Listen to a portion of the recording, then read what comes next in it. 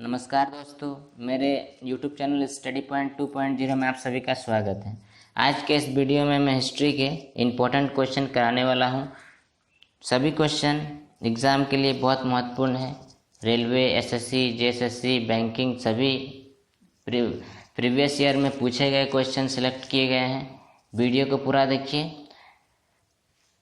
शुरू करते हैं आज का पहला क्वेश्चन। आज का पहला क्वेश्चन है, अंग्रेजी संसद में भारत सरकार अधिनियम कब पारित हुआ?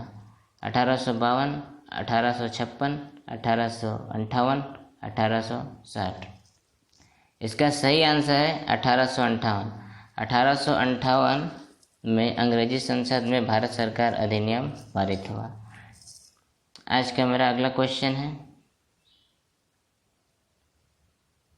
भारतीय राष्ट्रीय कांग्रेस का 1896 का अधिवेशन निम्नलिखित में किसके लिए विख्यात है? पहली बार राष्ट्रगान गाया गया, पहली बार राष्ट्रगीत गाया गया, पहली बार तिरंगा लहराया गया, इसमें से कोई नहीं। इसका सही आंसर है पहली बार राष्ट्रगान गाया गया। इसमें कुछ इम्पोर्टेंट फैक्ट देख लेते हैं। राष्ट्रगान बांग्ला भाषा में रविंद्रनाथ टैगोर द्वारा गाया गया था। राष्ट्रगान के गायन की अवधि 52 सेकंड है। राष्ट्रगान को 24 जनवरी 1950 को राष्ट्रगान के रूप में अंगीकृत किया गया था। अगला क्वेश्चन देखते हैं, समुद्री व्यापार के संदर्भ में कारताज व्यवस्था का उपयोग किसके द्वारा किया गया था? डच, फ्रांसीसी, अंग्रेज, पुर्तगाली। इसका सही आंसर है पुर्तगाली। पुर्तगाली द्वारा समुद्री व्यापार के संदर्भ में कारताज व्यवस्था का उपयोग किया जाता था। यहाँ पुर्तगाली की बात हुई है, तो पुर्तगाली सबसे पहले व्यापार के लिए भारत आए थे। पुर्तगाली में वास्को डी गामा सबसे पहले 1498 में भारत आए थे, कालीकट नामक स्थान पर। अगला क्वेश्चन देखते हैं,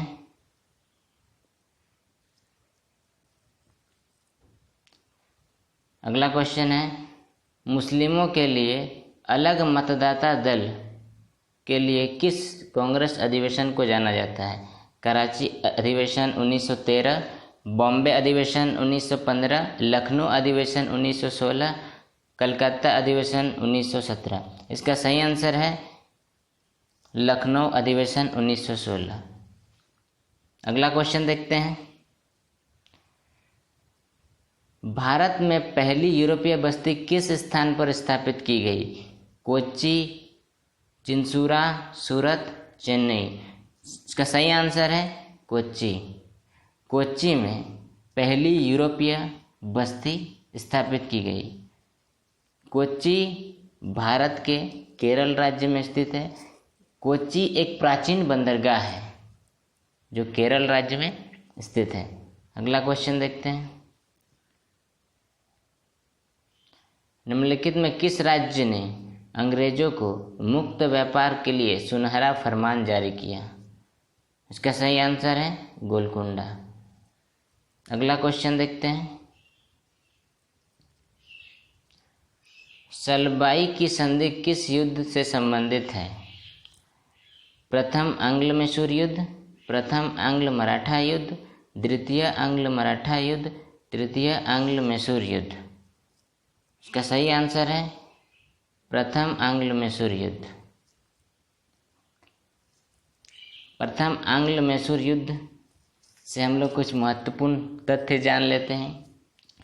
प्रथम आंग्ल मैसूर युद्ध जो है वह 1775 से 1782 तक 1775 से 1782 तक चला था। यह युद्ध किसके बीच में हुई थी? ईस्ट इंडिया कंपनी और मराठा साम्राज्य के बीच में लड़ा गया था। इस युद्ध में विजय मराठा साम्राज्य हुए।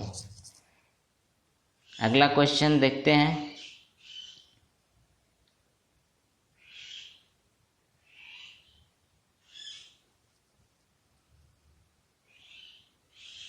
बक्सर की लड़ाई ईस्ट इंडिया कंपनी द्वारा किसके साथ लड़ी गई? मीर कासिम, सादत अली खान द्वितीय, अली वर्दी खान, सिराजुद्दौला। इसका सही आंसर है मीर कासिम। बक्सर की लड़ाई ईस्ट इंडिया कंपनी द्वारा मीर कासिम के साथ लड़ी गई।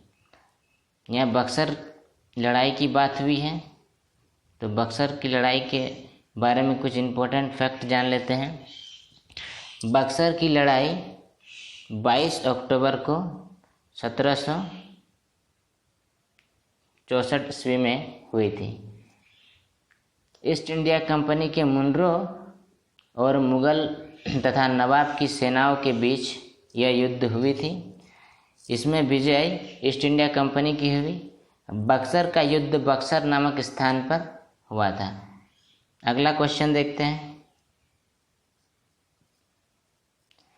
निम्नलिखित में से भारतीय शिक्षा का मैग्ना कार्टा किसे कहा जाता है?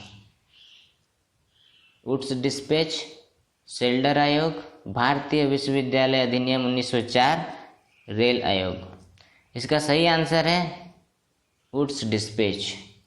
वुड्स डिस्पैच भारतीय शिक्षा का मैग्ना कार्टा कहा जाता है।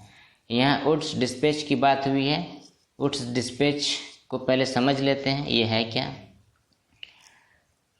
तो सर चार्ल्स वुड्स जो थे ईस्ट इंडिया कंपनी के नियंत्रण बोर्ड के अध्यक्ष थे। उन्होंने 1854 में डलहौजी को एक प्रेषण पत्र भेजा था। उन्होंने उस पत्र में सुझाव दिया कि प्राथमिक विद्यालय में मातृभाषा में पढ़ाई होनी चाहिए और जो उच्च विद्यालय है उसमें अंग्रेजी भाषा में पढ़ाई होनी चाहिए, और उसी को इन्होंने डिस्पैच वुड्स कहा। अगला क्वेश्चन है,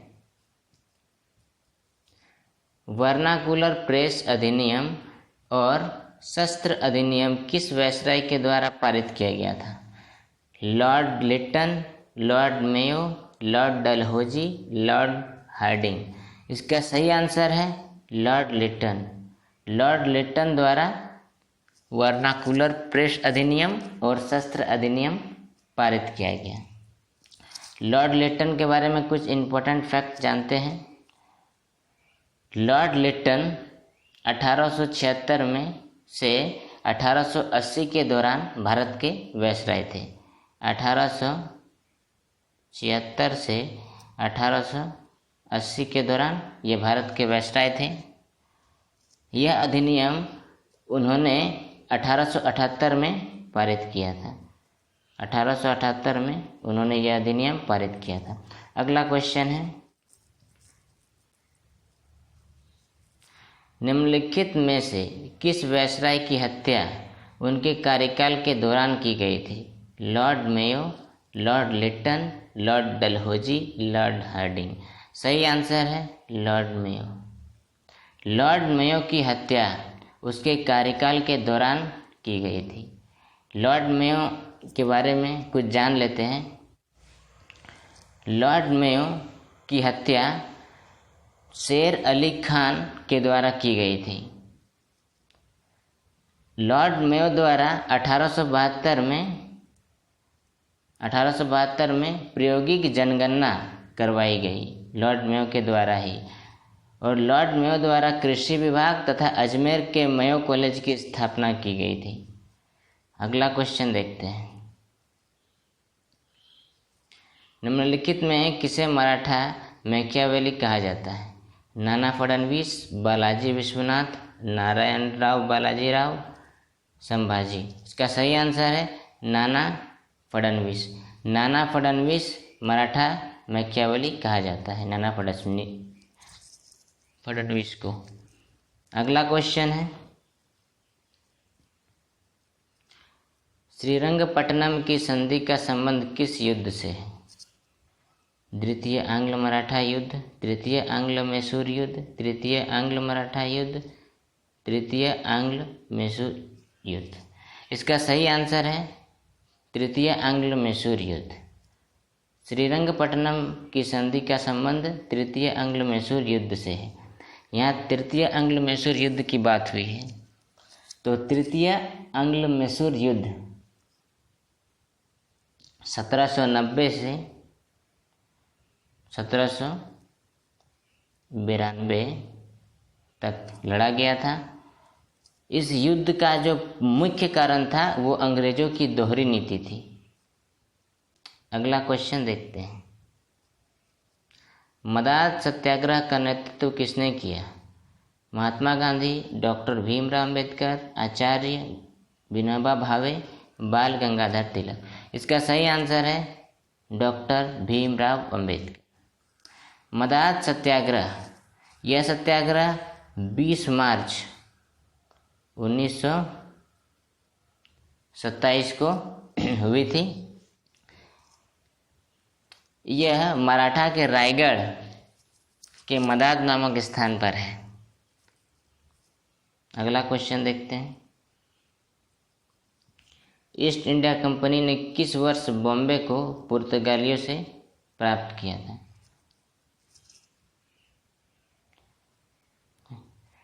1663, 1668, 1670, 1689। इसका सही आंसर है 1668। 1668 में प्राप्त किया था।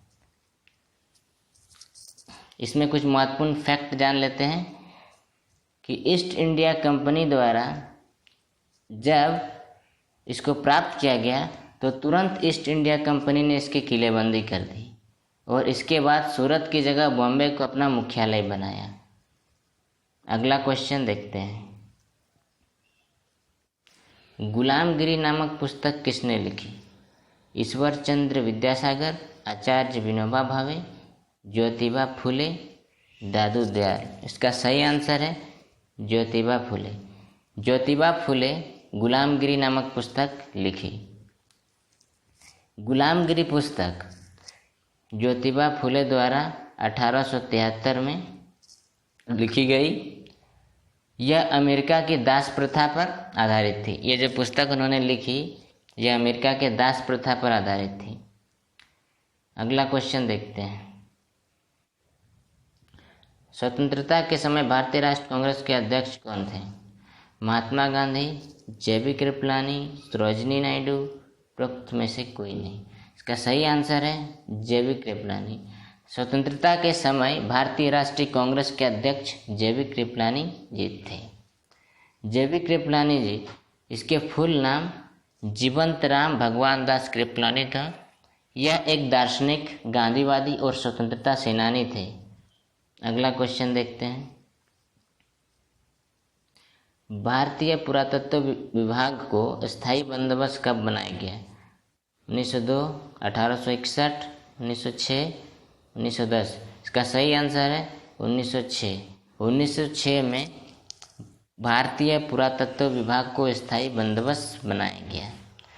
पुरातत्व विभाग की स्थापना 1861 में एलेक्जेंडर कनिंघम द्वारा किया गया था और 1906 में इसे स्थायी बंदोबस्त कर दिया गया, इसका नाम बदलकर।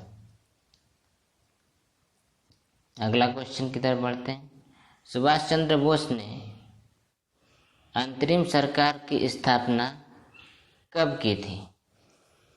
1942, 1941, 1943, 1945। इसका सही आंसर है 1943। 1943 में सुभाष चंद्र बोस ने अंतरिम सरकार की स्थापना की। अगला क्वेश्चन देखते हैं।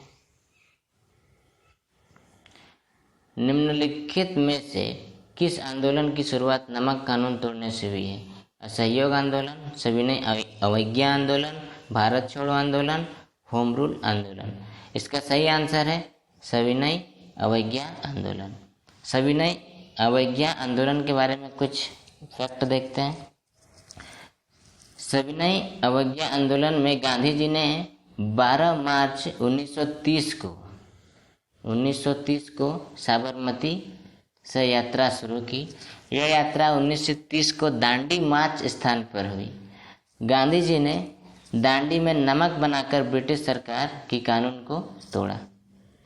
तो आज के लिए बस इतना ही। वीडियो को लाइक कीजिए, शेयर कीजिए, सब्सक्राइब कीजिए। तथा बेल आइकन को ऑन कर लीजिए ताकि मैं भी जब वीडियो अपलोड करूं सभी वीडियो का नोटिफिकेशन आपको मिल सके। धन्यवाद।